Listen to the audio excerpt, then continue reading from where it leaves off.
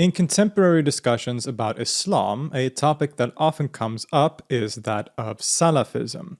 The Salafi movement is associated with things like fundamentalism and even jihadism sometimes. But what is this movement all about? Where does it come from? What is its relationship to mainstream Islam? And what role does it play in the world, both in the Islamic world and the world more generally today?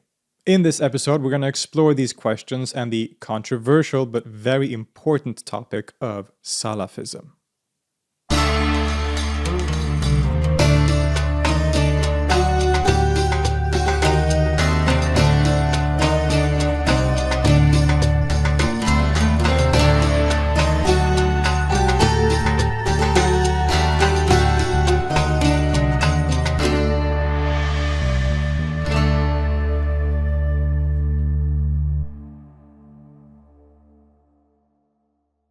Salafism is an important and significant factor in the landscape of Islam in the contemporary world.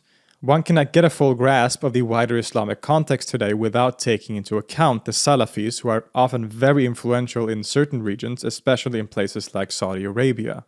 The term Salafism or Salafiyya is taken from the Arabic phrase as-salaf as-salih, the pious predecessors, a term denoting the generation of Muslims who lived at the time of the Prophet Muhammad, as well as the following two generations after. These are considered important as carriers of the most pure form of Islam because they lived close to the time of the Prophet himself, or sometimes contemporarily with him. And the Salafis, as their name suggests, put a major emphasis on this. In very short terms, Salafism is a religious movement that seeks to purify Islam and return to practice it in a way that is in line with the Salaf, the predecessors mentioned. Now, important to remember here is that this isn't unique to Salafism. The Salaf, or pious predecessors, are a huge inspiration to most or even all Muslims around the world, and so the Salafis aren't unique in putting an emphasis on that per se, and this is pretty well expressed in a story. So, a few years ago, when I was doing my master's thesis, I studied the Tijaniya Sufi Brotherhood. So this is a very popular form of Islam in West Africa in particular, in Senegal and the Gambia. And I was spending time with this Tijani group, and we were discussing Islam in various ways. And in this discussion, I was talking, and these different terms came up, like Sufi and Salafi. And to this group, they, at least most of them, had never heard these terms before. They were like, what's a Sufi and what's a Salafi? They just saw themselves as being Muslims, and that's it. They practiced Islam in the way that they understood Islam to be practiced correctly, even though from an outsider's perspective, it's clear that their practice of Islam was heavily Sufi-oriented, because they belonged to a Sufi brotherhood and so on.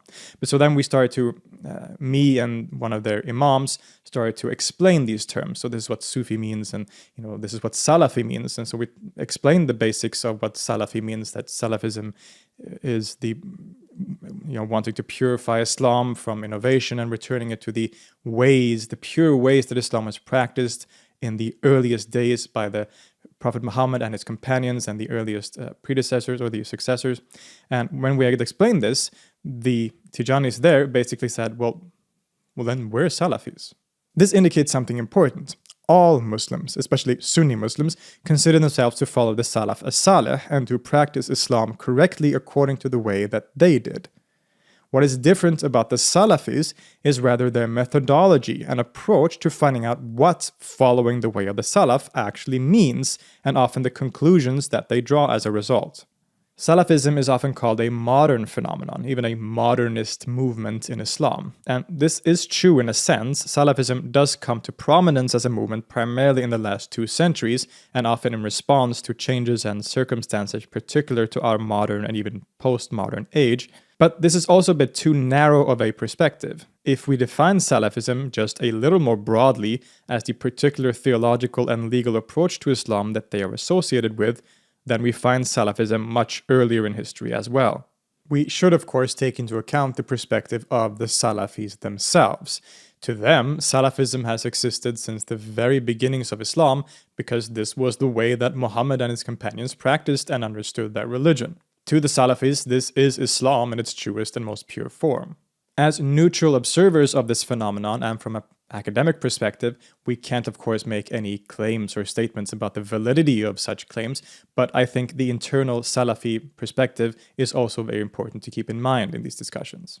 But putting this aside, we have tendencies that we could call Salafi in later Islamic history too. If we define the term really broadly, we might be able to see traces of it in the movement of the Ahl al-Hadith, or the traditionalists, which was a heavily textual movement in early Islam, perhaps most strongly associated with the figure of Ahmad ibn Hanbal, the eponymous founder of the Hanbali law school. Their approach was one of purifying Islam of the rationalist tendencies that dominated the religion at the time by favoring a textual approach where religion was to be based only on the textual sources, the Quran and the Hadith, and thus were important for the increased prominence of Hadith literature. Now, most people would not identify the early traditionalists as Salafis per se, but their methodology would have a major influence on the movement in later periods. The Hanbali school of law and theology is often considered the most strict law school in Islam for various reasons. Indeed, one of the most foundational figures in Salafism and the emergence of their characteristic doctrines was the 14th century Hanbali jurist and theologian Ibn Taymiyyah. Ibn Taymiyyah lived in the immediate aftermath of the sacking of Baghdad and right in the middle of the Mongol invasions of the Islamic world, and his ideas reflect this reality. This catastrophe was a punishment from God, according to Ibn Taymiyyah, because the Muslims had strayed from the pure practice of real Islam. His whole intellectual project was one of purifying Islam of various innovations, or bid'ah, as he saw it, and return it to its true form. As such, he was heavily critical of the Sufis, who basically dominated the Islamic world at the time, and condemned many of their beliefs and practices. He also came to reject and criticize some of the major intellectual traditions that had developed for centuries before. He rejected the speculative rationalistic Kalam theologians and their approach to God, preferring instead an approach that neglected all forms of speculation regarding the word of God in Scripture. For example, if the Quran states that God has anthropomorphic qualities, one should accept what the text says without speculating on what it actually means. Furthermore, he also rejected what's known as taqlid, or the imitation and following of the established law schools in terms of law and practice, instead preferring what is known as ijtihad, that the individual jurist should go back to the textual sources and interpret things himself only based on that, without necessarily consulting the established traditions of jurisprudence. I have a full episode on Ibn Taymiyyah if you want to dive into his ideas and doctrines more deeply, but needless to say, his ideas would become foundational and central to the later development of what we know as Salafism today.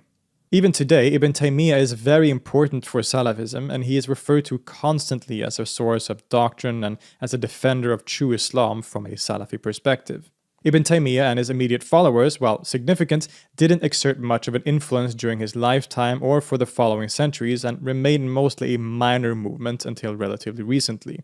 But his writings and ideas were spread in certain circles, especially in the Hanbali school, and would influence some significant movements in later periods. Of these is the movement that is often called Wahhabism, named after its founder Muhammad ibn Abdul Wahhab. We should remember that Wahhabism is not a word that they use to refer to themselves, but is usually a term used by others. They prefer the term al-Muwahhidun, the monotheists, but there are so many groups in Islamic history who call themselves by this name that it would get really confusing, so I'm going to use the term Wahhabism occasionally, but keeping in mind that this is an outsider's term and that it can be perceived as even offensive by some who belong to this group that is often called by this name, but we should at least keep this in mind as we talk about this topic. Ibn Abdul Wahhab was an 18th century reformer from Najd in modern Saudi Arabia. He sought to reform Islam and Islamic society by purifying it of aspects that he saw as heretical innovation.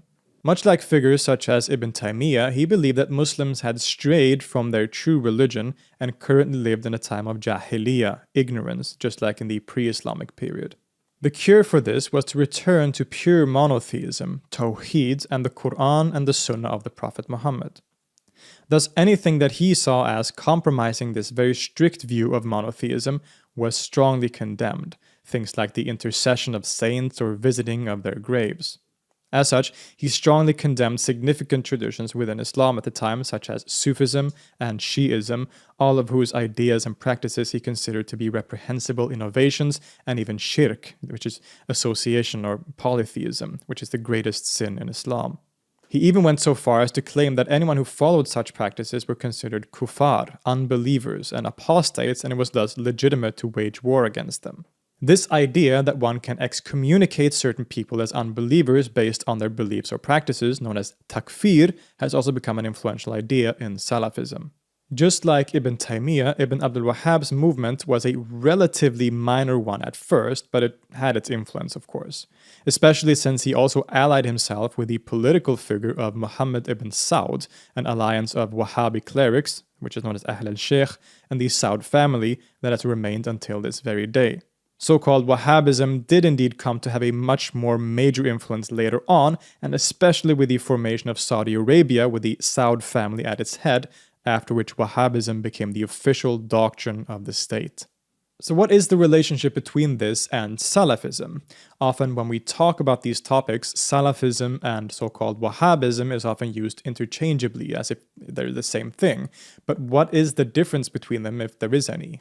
It is indeed a little complicated, but we can look at it like this. The so-called Wahhabi movement is a kind of Salafism, especially when we define that word broadly as the general tendencies that have existed throughout history. It is one particular expression of Salafism as such. But Wahhabism also had a major influence on the emergence and doctrines of modern Salafism, Salafism proper or more narrowly defined as it exists today, and this will become clear later. So in a sense, all Wahhabis are Salafis, but not all Salafis are Wahhabis. In any case, it is from around this time that Salafism starts to emerge as a significant movement in Islam, especially in the 19th and 20th centuries. Just as it has always been, it is a kind of reform movement, or movements, that reject much of the established Islamic tradition. And many such movements appeared in the 19th century. One of these that is often called Salafi is the modernist reforms of figures like Al-Afghani and Muhammad Abdu, but their quote-unquote Salafism is very different from that of Abdul Wahhab or the later Salafis. They have the same basic approach in some ways, criticizing much of the tradition as innovation and an appeal to ijtihad or reinterpretation rather than imitation of earlier precedent, but the conclusions and attitudes of these figures are very different from Salafism as we know it. They wanted to modernize Islam and were much more open to Western influence and education as harmonious with and even beneficial to Islam. They also were not anti-speculation or against rationalism in religion in the way that the classical Salafis like Ibn Taymiyyah were. So while this reform movement, often known as the Nahda, is often called Salafi, it is very different in nature. But you could say that this tradition-critical approach to Islam was generally very popular at this time, partly as a response to colonialism, of course, and this would appear in many different guises. Figures like Abdu were important in popularizing this approach, but which had many different results. It led to everything from Islamic modernism and liberalism to the modern Salafism that is the subject of this video. Because aside from the Nahda, there are many other movements that appeared around this time that could be characterized more strictly as Salafi. So-called Wahhabism is one of them, but there were also the Ahli Hadith, which took form in the 1860s on the Indian subcontinent, as well as many other examples. And it is from the late 19th century, and especially during the 20th century, that Salafism as we know it really starts to emerge. Now that we have a historical background and context, and we have explored some of the basic elements of Salafi ideology and doctrine, we can start to explore this a little more deeply. So what is Salafism all about? Salafism is at its core a pietistic movement based on theological principles. As we have mentioned, they focus on the idea of purifying Islam and returning it to what they see as the authentic beliefs and practices of the Salaf as-Saleh, the pious predecessors. The way to reach this pure state of the religion, according to the Salafis, is through a heavily textual approach. The only sources allowed are the Quran and the Sunnah of the Prophet Muhammad, which can be found only in the Sunni Hadith collections, as well as the consensus of the Prophet's companions, the Salaf in other words. And the particular Salafi reading of these sources are also usually very strict and, in a way, kind of literalist. Right, so as we saw in the beginning, it's not the fact that they follow the Salaf that make the Salafis unique, but rather their methodology to how to reach knowledge of what the practice and beliefs of the Salaf actually are. And this methodology involves particularly a very heavily textual approach, a very restrictive approach to what counts as a legitimate source, and a very strict reading of those sources as well. As opposed to what you could see mainstream Islam or more traditional Islam, understood as Islam as it had developed over the centuries with its different schools of law and its very complex system of law and theology and so on, which also consider themselves to be representing the beliefs and practices of the Salaf, but had a different approach. They used the same sources, but they also accepted other techniques like rational deduction, like consensus of the contemporary community, like analogy, things like that, and also generally an approach to the Salaf that wasn't as restrictive. The Sunnah of the Prophet and the Salaf includes a more broad perspective into which certain new ideas and changes according to time can take place within that more broader perspective of what the Salaf represent. But for the Salafis, rather, it is a more restrictive approach where it is only exactly what it says in the sources. Well, of course, I'm sure it's more nuanced than that according to the Salafis. In a very general sense, you could say that their approach is one of a much more strict reading of the sources. This also means that they emphasize a particular understanding of Tawheed, or God's oneness, that puts them at odds with other forms of Islam, including the so-called mainstream forms. God's attributes are not to be interpreted metaphorically, but one should accept the literal words of Scripture, although without inquiring about its actual meanings and not falling into crude anthropomorphism. Salafism is also characterized by a strong sense of exclusivity and an absolute claim to truth. Hence, they emphasize that everything that is considered bid'ah or innovation in the religion is to be actively fought and can even resort to excommunicating or performing takfir on those who don't conform to true religion. And this includes not practicing properly. Indeed, the Salafis generally hold to a theology where faith and outward action are connected, and the Muslim's actions are an important factor in whether he or she can be considered a true believer or not. This means that one can excommunicate someone who does not follow the religious rules, like praying 5 times a day, or in the more politically active branches of Salafism, that one can criticize political rulers who don't uphold Islamic law and thus consider them unbelievers on that basis.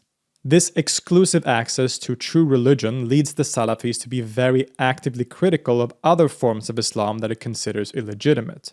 The Sufis and the Shi'is often face the bulk of this criticism. Salafis heavily criticize practices like visiting graves of saints or prophets, celebrating the birthday of Prophet Muhammad, which is known as Mawlid, or any form of intercession between God and the believer. Thus, Salafis will often call Sufis Quburiyun, or grave worshippers, and Shi'is as the Rafidi, or rejectionists.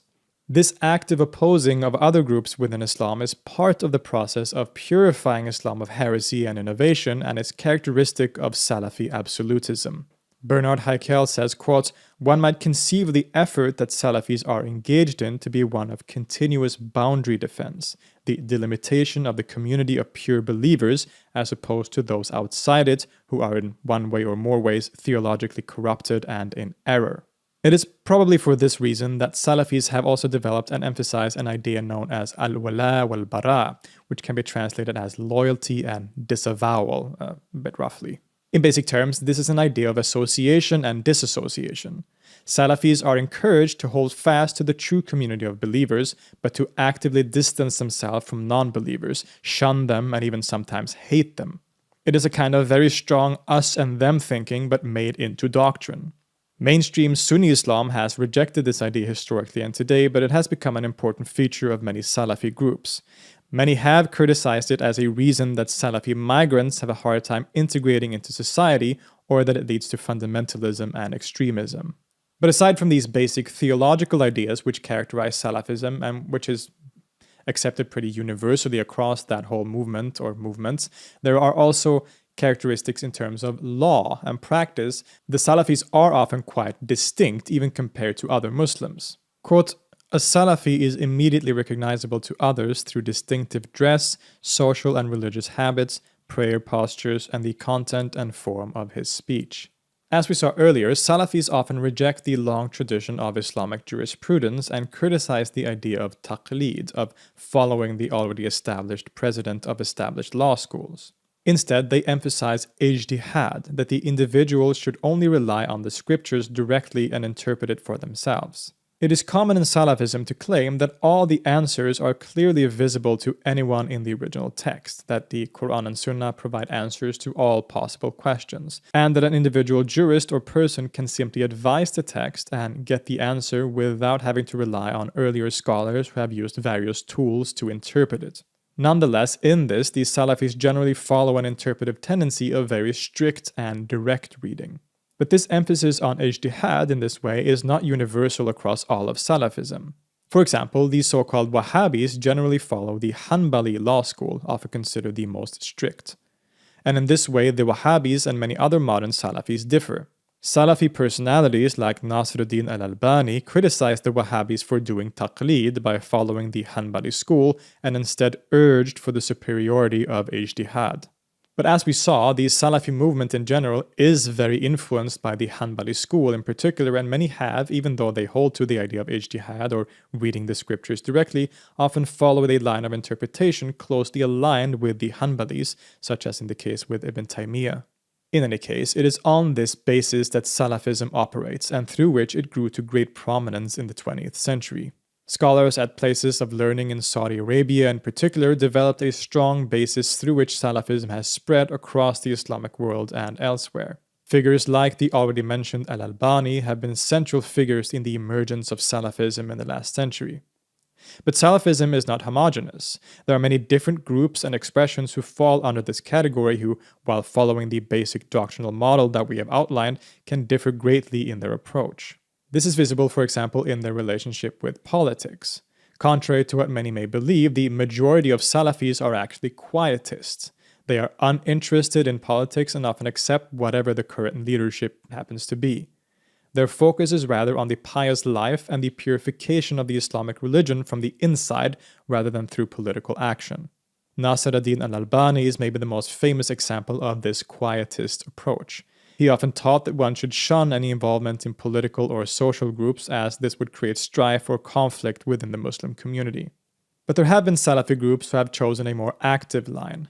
Probably influenced by political organizations such as the Muslim Brotherhood, who are not Salafi, some adherents have considered political action to be required in order to fight against innovation and polytheism, and have tried to change political leadership that is considered illegitimate, actively that is. And of course, there are those who have taken this so far that their actions include violence, and this is where we get into the topic of jihadi Salafism.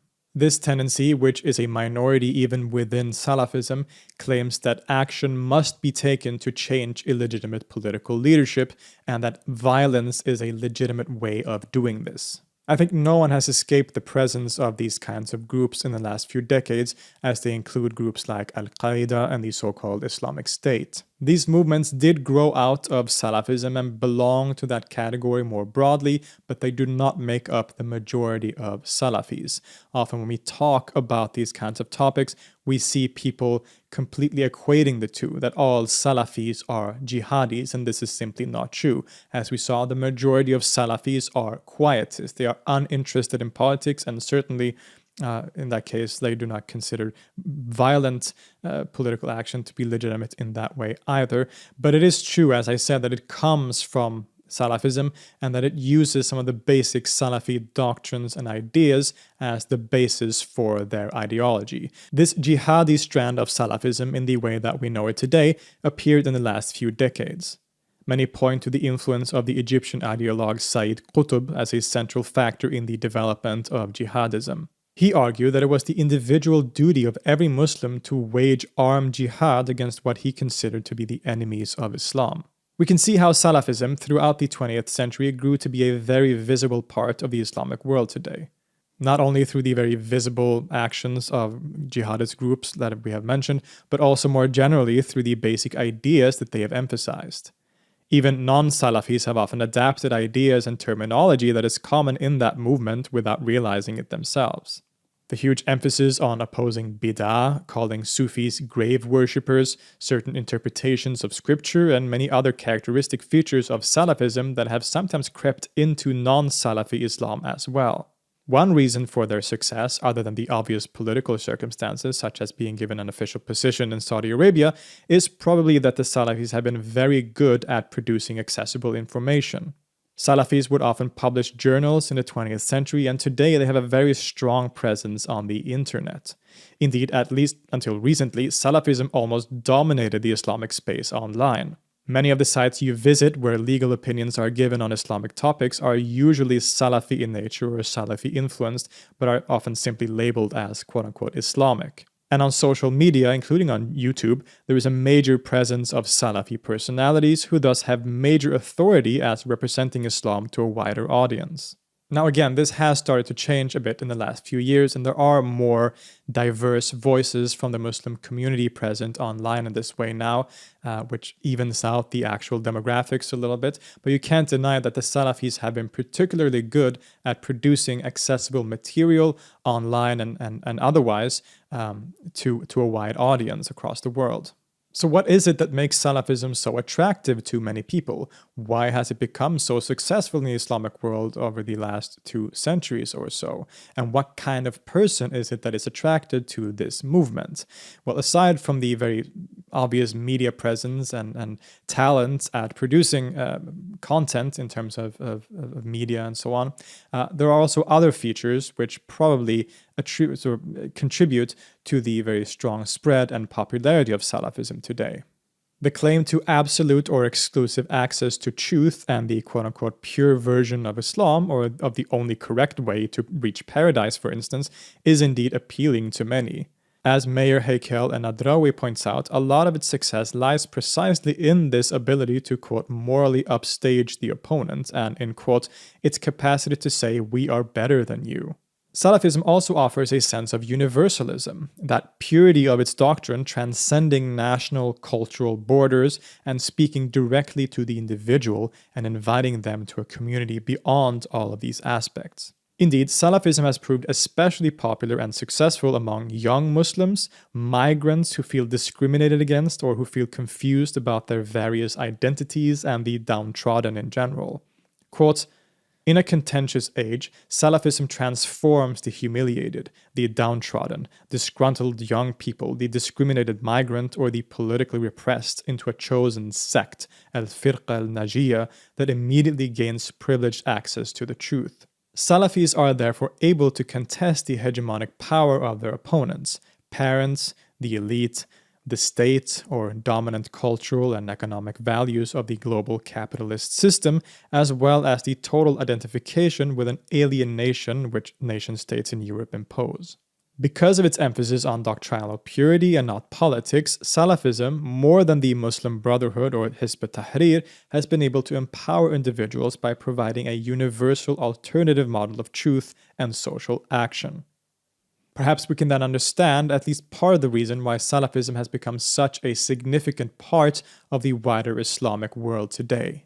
As we have seen, in the most general sense, the basic doctrinal ideas, the features of Salafism dates back very far in history, according to Salafis, even back to the time of the Prophet Muhammad himself. But at the same time, the particular ways that it has manifested itself today in Salafism as we know it is also in direct response to circumstances in the contemporary modern world. It is a controversial topic, even among Muslims themselves around the world. According to themselves, Salafism is, of course, the most pure form of Islam, the only pure form of Islam, and the true way of practicing and understanding that religion, whereas for their critics or their enemies, it's considered an innovation. As always, as neutral observers, it is not our place to make any statements about the validity of any of these claims on either side of the debate, but now we have a better understanding, both historically, the historical context, and the basic outline of the features of Salafism, so that we can better understand what it is, what role it plays in the Islamic world, how Salafis themselves understand their religion, how they understand the religion of Islam, and the way that Salafism very much helps shape and form the wider Islamic world today. You can, of course, look forward to more content about topics relating to the Islamic world. Generally, it's kind of one of the main things we do here at Let's Talk Religion. For now, I hope this was an interesting and informative video about the very important Salafi movement of modern Islam, and that it clarified a few things and gave you a broader perspective on this subject. I would like to thank my patrons, as always, who support this channel and my work, enabling me to provide you with free content, free educational content about religion in all its various features, both historically and today. So thank you all so much. I appreciate it so much. I can't express how much that means to me. Everyone, feel free to leave a comment, like the video, and continue this discussion in the comment section. And I'll see you next time.